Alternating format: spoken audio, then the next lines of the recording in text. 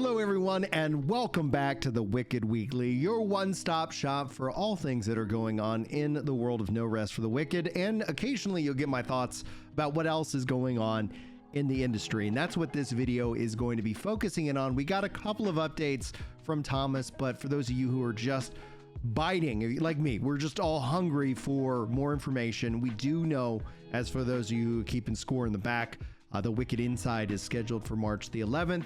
We should be having a lot more discussions around that time, but we still got some updates. I'd like to get you guys all caught up to speed.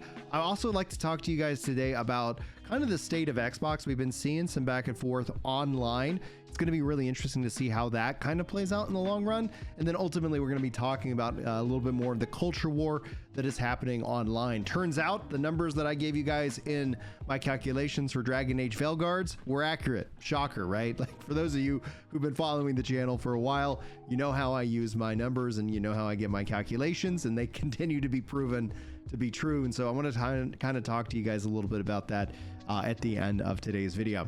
I want to start this video off with a comment that I got from Scully, who says they looked at the lead dev's social profiles and noticed that he hasn't posted anything for over 5 months. And that isn't true. And that's where, like, this comment was really kind of curious, because Thomas has been very active, both on Twitter, where in fact we're going to highlight some of his tweets. They're not culture war based. They're actually focusing on game design and some interesting kind of questions for you guys. But also, he's focused heavily on Discord. So I don't know who Scully's social profiles is looking up, but I don't think it's the right one. Now, what we do see when it comes down to development, sometimes when they get into that crunch mode, it does get quiet. So I do anticipate, as we get closer to March, as we get closer to that Wicked Inside, that things are going to kind of quiet down, because they're going to want to make that a really big splash. But let's get into it. Thomas has been responding to questions, giving his thoughts. When Hazy asks, as long as the base game feels fulfilling and packed with content, Thomas responds, I mean, it's obviously the plan. 1.0 needs to be an insane package already that you folks can play for years on end. And while you're playing it, we're going to be updating the base game, and we're already working on 2.0, just like we're working on 1.0 content already that's not in the Breach. And this kind of highlights the update for the Breach is just another update, another stone on the pathway towards 1.0. I'm still anticipating that it is not this year, but we'll know more about their velocity and the content offering come the Wicked Inside and come when this update is. I do anticipate March. I think that will be ideal, but the game is celebrating its 1 year early access anniversary in April, so it could easily shift into that, but hopefully not any later. At least that's not the current plan as it's been described to me. Thomas also goes on to share, he says, and a lot of these areas where we have for Sakura already had full design block out maids before, so right now the task is just to take that and improve it and then get it all set, dressed, and arted up. Fully finishing these areas clearly takes the longest amount of time, since the level design alone is a huge chunk of work, and then we need to make sure those levels can be backtracked to, with the player getting a different experience each time. New enemies coming in, new areas unlock, certain areas blocked off that were accessible before, etc., etc. I'd still like to say that the design levels is one of the key components that makes Wicked what it is, and what I think is fair to say without touting our own horn, that our level designs are just way more sophisticated than what you traditionally see in an ARPG, where it's mostly just randomized flat planes. So it takes some time, but ultimately what the player should get is an insane open world that is always fun to go through. Now, Frosty asks, do you know if the next update is only 2 new zones with more story, bosses, and stuff, or will there be more Crucible type stuff to do once beating the next areas? Any sort of endgame stuff? And Thomas responds with, only, with a laughing face. Breach is also going to have the plague system, which basically does to the overworld what the Crucible update did to the old Crucible. It keeps it all alive and increases the challenges again and again, so that you're already that you really have to perfect your build in order to complete everything. Now, Lucky Seventh writes, I don't see myself playing online before I beat the game solo. I'm an odd one here. And Thomas responds, I think a lot of ARPG fans have their group of people they play these games with, and they want to hold out until they can play together. That was certainly always true for me. And Wicked was never really designed as a single player game, meaning it's not like we're making some huge switch now. It was always designed to be a game players could enjoy in single player and in multiplayer. When Stret asks, I guess there's a possibility where Wicked sells 9,391 stratillion, and then you can afford to develop two things at once. This is obviously in reference. A lot of people want Thomas to make and his team to make Ori 3, and Thomas has actually been talking a little bit about that over on socials. Microsoft wants it. The team also, some people, for those of you have been, who might not remember, has also expressed interest in making the next Banjo game, which would be interesting to see. Obviously, all effort is focusing in on No Rest for the Wicked right now. And then, yes, if they did sell a ton, maybe they could work on two games at once. Ultimately, we're all here for Wicked, and if they do decide to do an Ori follow-up or more, honestly, I'm gonna have to absolutely check that out. In fact, I should try to find some time to play Ori. I've never sat down and played it. I do enjoy those kind of games. I don't know why I avoided it. It's gotten universal praise. Maybe I should go check that out at some point here in the near future. Anyway, Thomas responds, he says, it's not about the afford. We had many opportunities to accept extra investments, etc., and we just rejected them. Look at what happens to all these companies that just take on a bunch of money, and then the scale senselessly, man, oh wow, failure. Anyway, it's already hard enough to keep the studio at our quality bar with 90 people, and I don't need more management overhead at the moment. Management is key. Like, you think about steering these big, huge AAA ships of, hundreds of thousands, thousands of people, and hundreds of millions is spent. And yeah, that's one of the things. Like, AAA games have really suffered a lot because I think of poor mismanagement, poor money allocation, and the sense that I think people would just kind of gobble up whatever people put out on the market. And we're clearly seeing a rejection of that in mass, in strong force. Anyway, Thomas goes on to talk about roadmaps. Here, this is an important conversation because we have a roadmap. It has changed. We haven't ever seen an updated version of the roadmap, but here's Thomas's thoughts. He says, I have a strong dislike of roadmaps because they are rigid. Example, we post a roadmap that makes sense to us internally. We can do that just because obviously we have an internal roadmap. But then Breach comes out and a huge amount of players have concerns about this or that, and they want to strongly focus in on one thing, and it's become super important to them. But we have a roadmap and we presented it publicly. So in order to do what the players want, we have to break our promises, which means some people would call us out for being dirty liars, etc. And we're seeing that happen right now. You just check out some of the comments on this channel. Anyway, even if we just do that, what's best in the interest of players? I get that people want clear dates and want to be able to plan ahead, but ultimately you folks need to trust that some degree that what we're going to do is going to be the best for the product so that we can ship an insane package at 1.0 while keeping you folks happy in the meantime.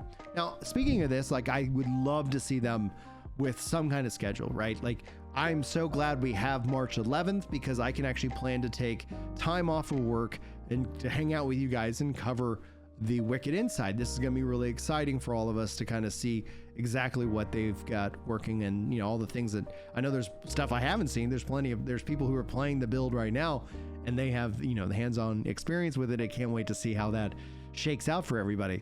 That being said, is that I do hope that we do get a date for the update itself, because then I can plan around that. I can schedule around that. I can make sure that family, like, everything's taken care of.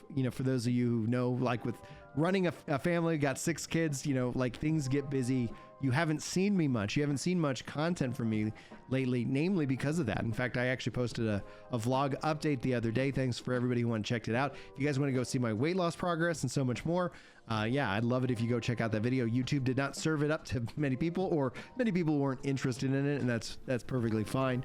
But it is the way things go around here from time to time. Anyway, dates are going to be really important. I get the concept of the roadmap. I do think that as things kind of even out, it would be very helpful to kind of get that, because I'm going to be basing, my development experience trying to calculate their velocity and give you guys a breakdown of how that plays out in the long run. But that is still going to, a roadmap can really make that come together. I get Thomas's view though, because it does treat it as a promise. A roadmap is a great tool for building trust, but it could also be that double-edged sword in which the trust is lost because higher priority things end up coming up, and they always do in development. It's a guarantee for sure. Anyway, Thomas goes on to say they want to support enchantment rerolls and adding in enchantments to items that only drop with 1 to 3 enchantments. I think I want to streamline all of this into Fallen Embers, so that if you consume a Fallen Ember, you can pick up any of your enchanted gear and you can then select any enchantment you want to reroll. But you'll also see a little plus button at the top of the enchantments for items that only drop with 1 to 3. And obviously makes Fallen Embers hugely valuable again, since they are right now only used for respec. The question is, are you folks cool with streamlining this all into Fallen Embers, or do you think it'd be better if we split it into separate items? My personal view is Embers, because you're going to keep those things valuable.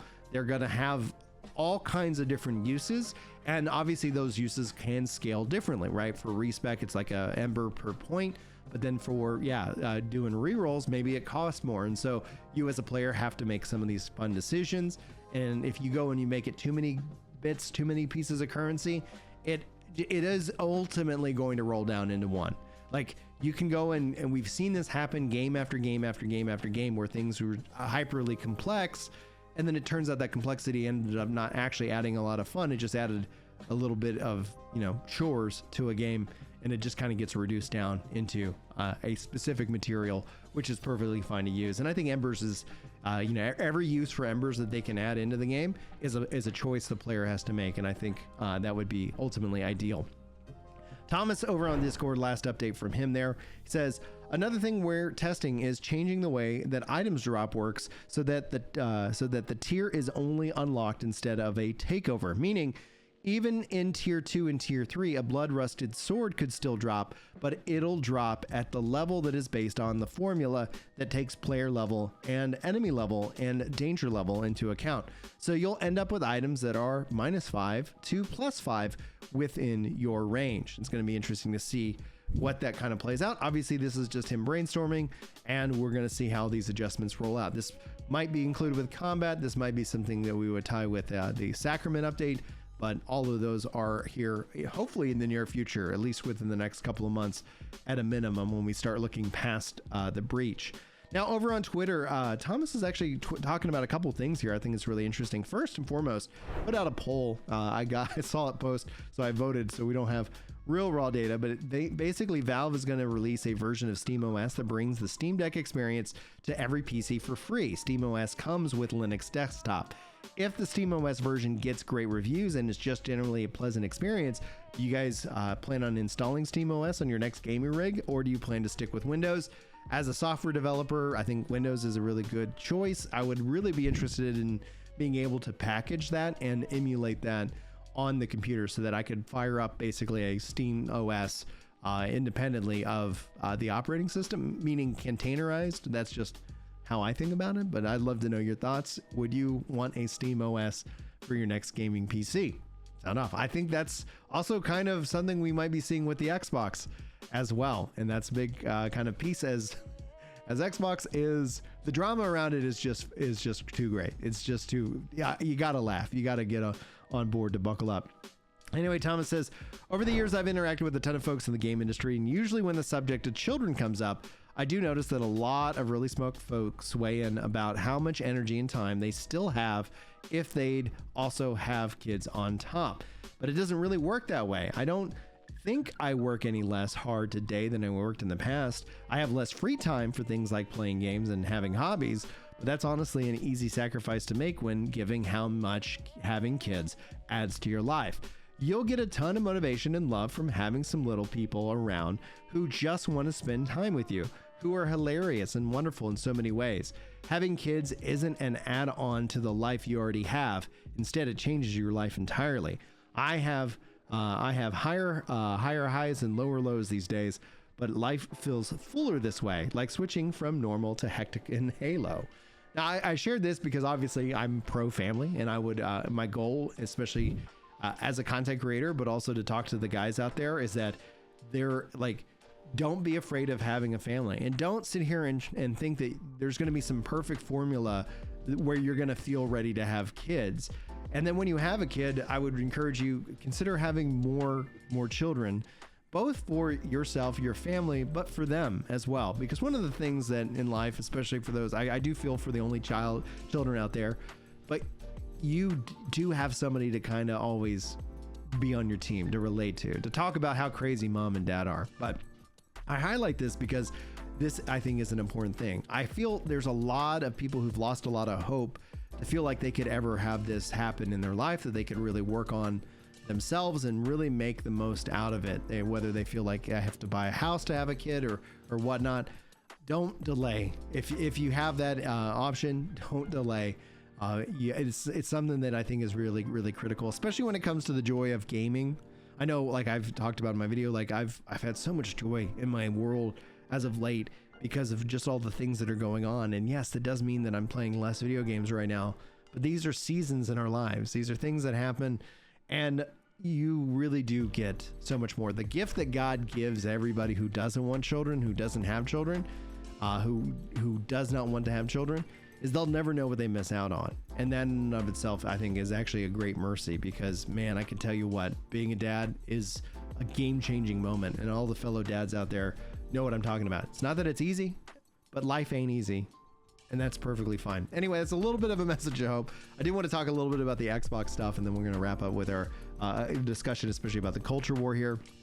First and foremost, when it comes to Xbox, there is no ifs, ands, or buts about it. I just only see them moving into this Xbox PC hybrid, in which Steam, in which all of these different storefronts come to the Xbox itself. Now, I put a post out on Twitter, got a lot of traction regarding kind of just how I think I could see this playing out. I've talked to a couple of lawyers too, in which that was like, do you think Sony's getting goaded into some kind of lawsuit where Xbox has all of their games everywhere, and then because exclusives sell consoles, everybody shifts over to PlayStation and PlayStation 6, and Microsoft could try and bring that to kind of a court, whether you want to call it an antitrust or not. Ultimately, it is going to be interesting to see how that plays out. Now, a lot of the Sony fan base, aka the Sony ponies out there, don't like that. They're like, are you arguing that Sony should be forced to publish games on Xbox? I was like, no, not necessarily. I'm just saying this is how I see it actively playing out. Because that's just kind of how the world works. And we kind of got a hint about that at the Activision Xbox Takeover acquisition as well, kind of those hints. Xbox is pushing their games everywhere. They're still going to have hardware, but I think that hardware is going to be that PC. And so how I see it playing out is that they add Steam. Steam has PlayStation games. All of a sudden, you're playing PlayStation games on your Xbox. Bada bing, bada boom. Sony moves to block. And then that's where lawsuits then ensue, because it would be so strange if all of a sudden Sony said, hey, yes, we have that game on Steam, but if you're on an Intel or an AMD, we're going to deny you. It seems that is where it's going to be interesting to see how that plays out over the next 5 to 10 years. I'm thinking 5. We'll see what Xbox has for us this summer with their various different announcements. But the other thing I'm going to talk to you guys about, the culture war. This is something that I think is ongoing, and 2025 is going to be pervasive. This is in lieu of my video talking about the sales for Dragon Age, the Veilguard. If you guys haven't seen, I predicted and I calculated those numbers correctly, and I do that from time to time, and I don't mind being called an idiot and people saying, slandering me like he's just making stuff up, because I'm not. The truth doesn't care, and I don't care. Like, if you think I'm smart, if you think I'm stupid, it doesn't matter. I'm just going to tell you the truth, and here's how the numbers get calculated. You want to believe me or not, that becomes a religious debate, and you're perfectly fine with whatever. Like, I just, I'm not going to change the way I run my content because somebody might say something mean about me. Oh no. But anyway, once again, numbers are correct. That in and of itself kind of shows that this go woke, go broke movement is the law. It is the rule. It is not the exception. The exception would be something that really does take off, that really is kind of virtue signaling and really trying to push an agenda. And so all of that being said, like when we look at people trying to use Baldur's Gate 3 as some kind of exception, that isn't the case. That's not happening.